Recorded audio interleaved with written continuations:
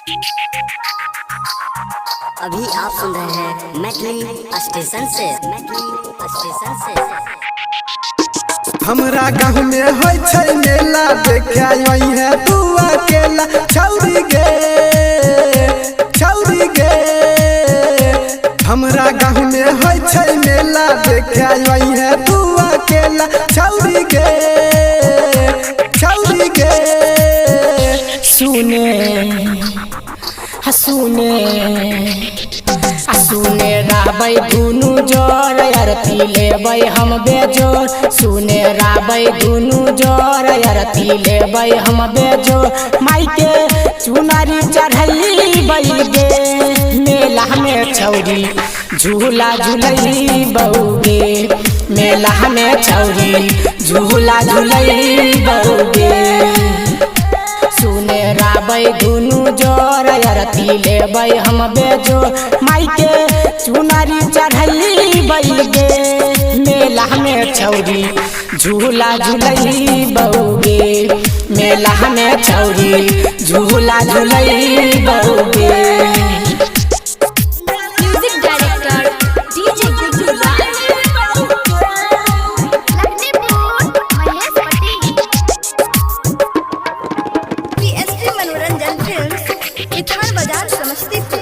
झूला तो झूले राही, नहीं तो डरे राही। बात के माने गे छौरी, योने योने देखे राही गे। झूला तो झूले राही, नहीं तो डरे राही। बात के माने गे छौरी, योने योने देखे राही गे।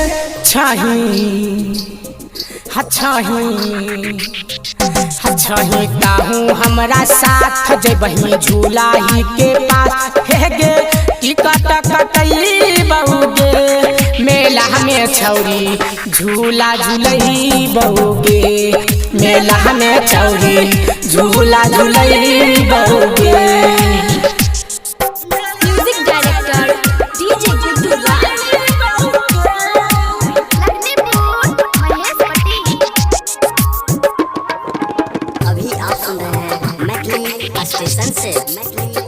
लाइन में लागल राही, पूजा पे करे राही।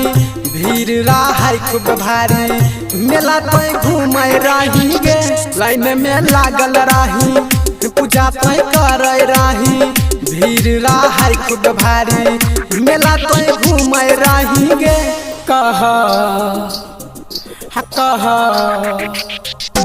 कहो आजे गुड्डू गोल्ड जैबै सुने तोहरा जोर। मीना बाजार घुमैबौ गे, मेला में छौरी झूला झुलैबौ गे। मेला में छौरी झूला झुलैबौ गे। PSP मनोरंजन फिल्म्स, विधान बाजार, समस्तीपुर।